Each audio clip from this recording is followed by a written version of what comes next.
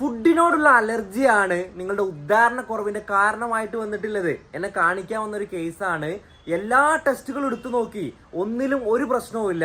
നമുക്ക് കേസ് എടുത്തപ്പോൾ കൃത്യമായിട്ട് മനസ്സിലായി ചില ഭക്ഷണങ്ങൾ, ചെമ്മീൻ കഴിച്ച അലർജി ഉണ്ട്, ഈ രീതിയിൽ ചില ഭക്ഷണങ്ങൾ കഴിക്കുമ്പോൾ അദ്ദേഹത്തിന് തടിച്ചു പൊന്തുന്നു, നല്ല ചൊറിച്ചിലുണ്ട്.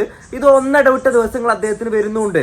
ഇതാണ് ഇദ്ദേഹത്തിന്റെ ഉദാഹരണക്കുറവിന്റെ കാരണമായിട്ടുള്ളത്. എങ്ങനെയാണെന്നല്ലേ, ഒന്നാമതായിട്ടുള്ളത് അവർക്ക് കൃത്യമായിട്ട് പെൽവിക് ബ്ലഡ് ഫ്ലോ കുറയുന്നു, അതുകൊണ്ട് തന്നെ ലിംഗത്തിലേക്കുള്ള ബ്ലഡ് ഫ്ലോ കുറയുന്നു, അതുവഴി അവർക്ക് ഈ പ്രശ്നം വരാം. അതുപോലെ തന്നെ ന്യൂറോ ട്രാൻസ്മിറ്റേഴ്സിൽ വരുന്ന കുറവുകൾ.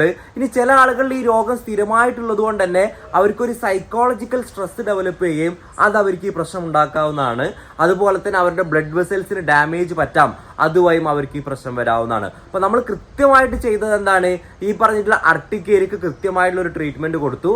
അതിന്റെ കൂടെ തന്നെ സൈക്കോളജിക്കൽ ആയിട്ടുള്ള ഒരു സപ്പോർട്ട് നമ്മൾ കൊടുത്തപ്പം ആ വ്യക്തിക്ക് പൂർണ്ണമായിട്ടും